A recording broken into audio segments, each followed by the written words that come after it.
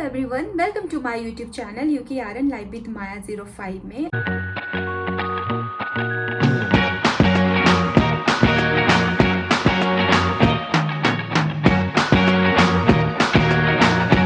अगर आप पहली बार मेरे चैनल पे आए हो तो मेरे चैनल को सब्सक्राइब करें। अपने फ्रेंड्स को मेरी वीडियो शेयर करना ना भूलें।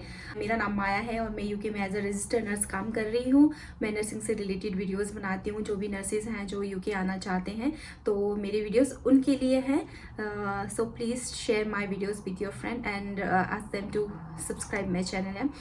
चलिए हम बात करते हैं आज सारे रिक्वायरमेंट्स के बारे में कि यूके आने के लिए कौन कौन से रिक्वायरमेंट्स की ज़रूरत होती है और आपको कौन कौन से स्टेप्स फॉलो करने होते हैं ताकि आप जल्दी से यूके के लिए प्रोसेस कर सकें। तो विदाउट वेस्टिंग टाइम चलिए सबसे पहले आगे बढ़ते हैं। जो बेसिक रिक्वायरमेंट है वो है आपकी क्वालिफिकेशन। बहुत सारे लोग ये कहते हैं कि GNM बेटर है, BSc बेटर है या फिर मास्टर्स बेटर है, तो क्या सैलरी सबकी अलग अलग होती है। बहुत सारे लोग ऐसा क्वेश्चन करते हैं। तो मैं आपको बता दूं, चाहे आप GNM हो, चाहे BSc हो, चाहे मास्टर्स हो, सबकी सैलरी यहाँ पे सेम ही होती है। सबको एज अ बैंड 5 ही यहाँ पे स्टार्टअप करना पड़ता है।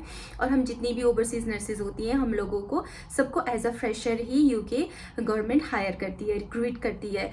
बहुत कुछ हॉस्पिटल्स ऐसी हैं यूके में जो आपको आपके एक्सपीरियंस के बेस पे सैलरी देती है, लेकिन मोस्टली आपको ऐसा नहीं मिलेगा। सब आपको फ्रेशर ही यहाँ पे स्टार्ट करना पड़ेगा। तो चाहे आप GNM हो, चाहे आप BSc हो, चाहे आप मास्टर्स हो, आज आप फ्रेशर से यहाँ पे स्टार्टअप करते हैं। आपको एक्सपीरियंस चाहिए मिनिमम 6 to 12 मंथ का, ठीक है। तो अगर आपने अभी अगर आप स्कूल पास आउट हैं तो अभी से आप अपना प्रिपरेशन स्टार्ट कर सकते हैं। तो ये सबसे पहले जो बेसिक रिक्वायरमेंट है वो है आपका क्वालिफिकेशन। दूसरा हम बात करते हैं OET या IELTS के बारे में।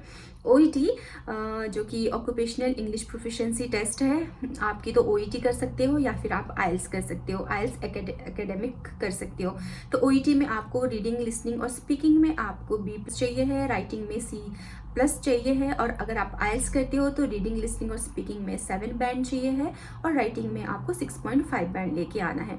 एक बार अगर आप अपनी ये इंग्लिश प्रोफिशिएंसी टेस्ट पास कर लेते हो, आपने OET या IELTS पास कर लिया है, तो आगे का जो स्टेप है वो बहुत ही ज़्यादा इजी है। चलिए हम उसके बारे में बात करते हैं।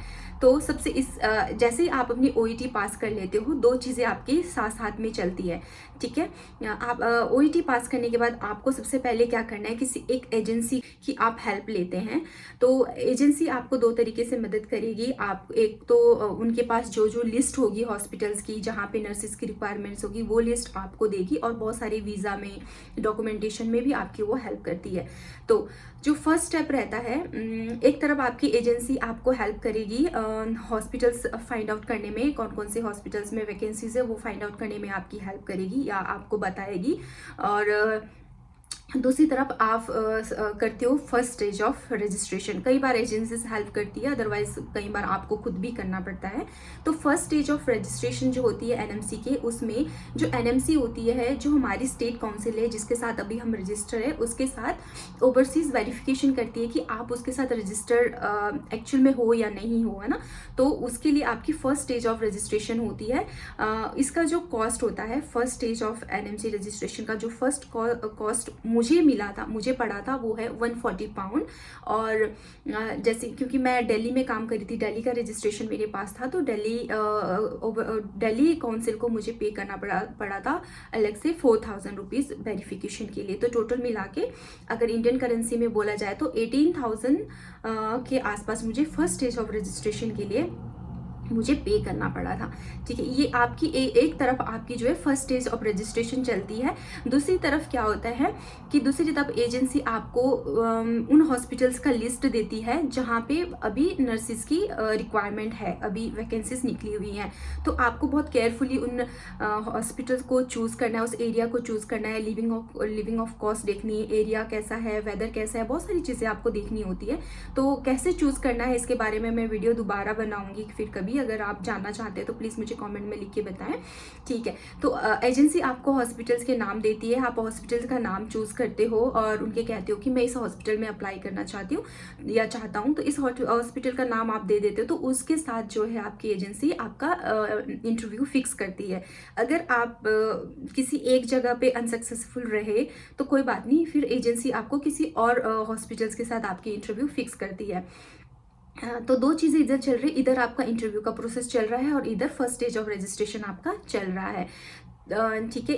इसको आने के लिए कम से कम 10-15 दिन लग जाते हैं फर्स्ट स्टेज ऑफ रजिस्ट्रेशन के लिए, ठीक है। तो सेकेंडली इधर आपका अगर इंटरव्यू एक बार फिक्स हो जाता है हॉस्पिटल के साथ और आप इंटरव्यू आपने पास कर लिया है, तो विद इन 1 वीक के अंदर आपका ऑफर लेटर आपके पास आ जाता है। मेरा जो ऑफर लेटर था मुझे 3 डेज़ के अंदर मिल गया था। मेरे इंटरव्यू के दौरान ही मुझे पता चल गया था कि मैं सिलेक्ट हो गई हूँ। मेरे जो इंटरव्यूअर थे उन्होंने मुझे बता दिया था, तो विद इन 3 डेज़ के अंदर मुझे ऑफर लेटर मिल गया था। तो साथ में इधर जब आपको ऑफर लेटर आ जाता है तो साथ में आप अपना CVT बुक कर सकते हो, या फिर जैसे ही आप OET क्लियर कर लेते हो ना वैसे ही आप अपना CVT बुक कर सकते हो, उसमें कोई प्रॉब्लम नहीं है। इधर आप CVT बुक कर लो, इधर आपका फर्स्ट स्टेज ऑफ रजिस्ट्रेशन चल रहा है। CVT बुक करने के बाद CVT की प्रिपरेशन कर लो, है ना। और जब आपका फर्स्ट स्टेज ऑफ रजिस्ट्रेशन हो जाता है और आप CVT बुक करने के बाद जब आप CVT पास कर लेते हो तो तब आता है आपका second stage of registration NMC का।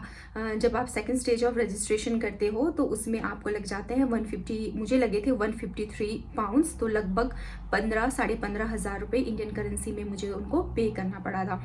तो ये जब आप CVT क्लियर कर लेते हो उसके बाद ही आपकी second stage of NMC registration होता है। तो आपकी जो चीज़ें हैं, एक बार आप अगर आपका ऑफर लेटर आ जाता है तो उसके बाद आपने CVT एग्ज़ाम दे दिया। CVT एग्ज़ाम देने के बाद साथ साथ में आप PCC के लिए अप्लाई कर लो। PCC के लिए 500 रुपीज़ लगता है। अगर आप इंडियन सिटीजन हो तो उनको सिर्फ पासपोर्ट सेवा में 500 रुपये पे करने होते हैं।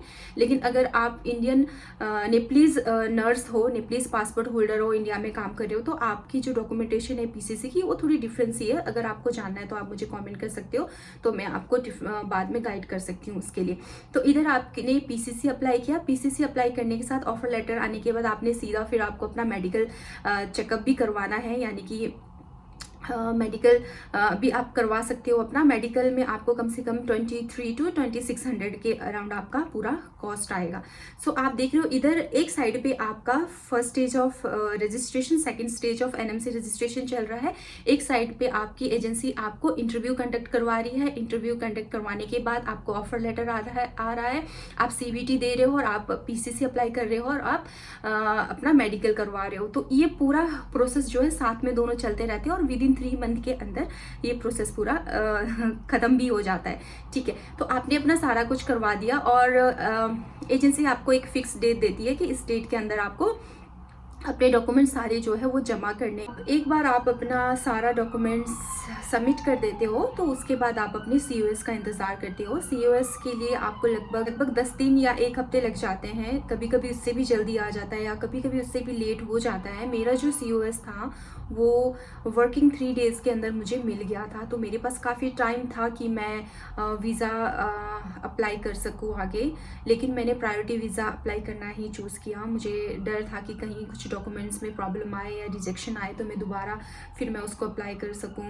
इस वजह से मैंने प्रायोरिटी वीज़ा लिया। लेकिन अगर आपके पास काफ़ी टाइम है, अगर आप कॉन्फिडेंट हो, तो आप स्टैंडर्ड वीज़ा अप्लाई कर सकती हो। स्टैंडर्ड वीज़ा आने में कम से कम भी 15 to 25 डेज़ लग जाते हैं और इसकी कॉस्ट भी काफ़ी कम है। तो 27 से 30,000 के बीच में स्टैंडर्ड वीज़ा कॉस्ट है और प्रायोरिटी वीज़ा अगर आप लेते हो तो ऑलमोस्ट 60,000 आपके प्रायोरिटी वीज़ा में चले जाते हैं और प्रायोरिटी वीज़ा आपकी विद इन अ वीक आ जाती है। मेरी थोड़ी सी लेट आई थी क्योंकि बीच में नेशनल लीव चल रहा था, G20 की प्रिपरेशन चल रही थी इंडिया में, अभी पिछले साल की बात है, तो काफ़ी रश था उस दौरान इन सब चीज़ों को लेकर। तो ये सारी थी रिक्वायरमेंट्स। सो एक बार फिर मैं रिपीट करना चाहती हूँ, आपकी क्वालिफिकेशन फर्स्ट है, फिर आप OET या IELTS करो, NMC का रजिस्ट्रेशन करो फर्स्ट और सेकंड, दूसरी तरफ आप इंटरव्यू क्रैक करो, PCC अप्लाई करो, CVT करो, मेडिकल करवाओ और फिर आप डॉक्यूमेंट सबमिट करके आप अपनी COS का वेट करो, वीज़ा अप्लाई करो, उसके बाद फ़्लाइट बुक करके आप UK आ जाओ। ये सारी चीज़ें इतना ज़्यादा टाइम नहीं लेती हैं विद इन 3 मंथ के अंदर आपकी सारी चीज़ें हो जाती है। जो मेन चीज़ जिसमें टाइम लगता है OET या IELTS, जो इसी के लिए आपको काफ़ी टाइम लग जाता है। कोई एक बार में क्लियर कर पाते हैं, कोई एक बार में क्लियर नहीं कर पाते हैं, तो इसी के लिए आपको ज़्यादा मेहनत करनी पड़ती है। बाकी जो चीज़ें हैं वो तो उसमें तो इतनी ज़्यादा आपको मेहनत नहीं करनी पड़ती है। सो ये सारी चीज़ें थी जो हमने आज इस वीडियो में बात करी है। मैंने कॉस्ट के साथ में आपको बताया है। तो अगर आप यूके के लिए प्रिपरेशन कर रहे हो तो आई होप ये वीडियो आपके लिए हेल्पफुल रही होगी। लास्ट में मैं एक और बात बताना चाहती हूँ कि जब आप यूके के लिए अप्लाई करते हैं, एजेंसी आपको किसी हॉस्पिटल की वैकेंसीज के बारे में बताती है, तो वहाँ पे ऑलरेडी मेंशन होता है कि कौन कौन सी चीज़ें या कौन कौन सी कितना कितना वो आपको रिम्बर्स करने वाली है। आपको OET का रिम्बर्समेंट मिलता है। ज़्यादातर हॉस्पिटल्स में आपको NMC में आप फर्स्ट या सेकेंड रजिस्ट्रेशन जो भी करवाते हो उसकी भी कॉस्ट जो आपकी होती है वो आपको रिम्बर्स करती है। आपके मेडिकल के पैसे आपको वापस मिलते हैं, CVT के पैसे वापस मिलते हैं, वीज़ा के पैसे वापस मिलते हैं और टिकट का भी कुछ परसेंटेज आपको वापस मिलता है। तो जब आप एजेंसी आपके सामने ये सारी चीज़ें लेके आती है, वैकेंसीज लेके आती है, तो वो चीज़ भी आपको देखनी बहुत ज़रूरी होती है। इसके अलावा भी जब आपके पास ऑफ़र लेटर हाथ में आता है तो ऑफ़र लेटर में भी ये सारी चीज़ें आपको ध्यान से देखना ज़रूरी होता है। जैसे कि मेरे पास जब मैं इंटरव्यू के लिए जब मैंने अपना हॉस्पिटल चूज़ किया था उसमें NMC का रिम्बर्समेंट मेंशन था, लेकिन मेरे ऑफ़र लेटर में मेंशन नहीं था, तो मुझे NMC का रिम्बर्समेंट नहीं मिला जब मैं यहाँ आई। तो उसमें हम बाद में क्लेम भी नहीं कर पाए थे उसके लिए, क्योंकि हम में से किसी को भी वो नहीं मिला, सो मैंने भी उससे छोड़ दिया। ठीक है, तो आप लोग इस चीज़ों में ध्यान दे सकते हैं। सो आई होप ये वीडियो आपके किसी काम आ सके। प्लीज़ मेरी वीडियो को लाइक करो, सब्सक्राइब करो मेरे चैनल को और अपने फ्रेंड्स के साथ शेयर करो। और किस टॉपिक पे आप चाहते हो कि मैं वीडियो बनाऊं और आप जानना चाहते हो तो उस बारे में आप मुझे कमेंट कर सकते हो, तो मैं उस बारे में वीडियो बनाऊंगी। तो मिलते हैं मेरे अगले वीडियोस में। Thank you so much for watching this video. Bye bye.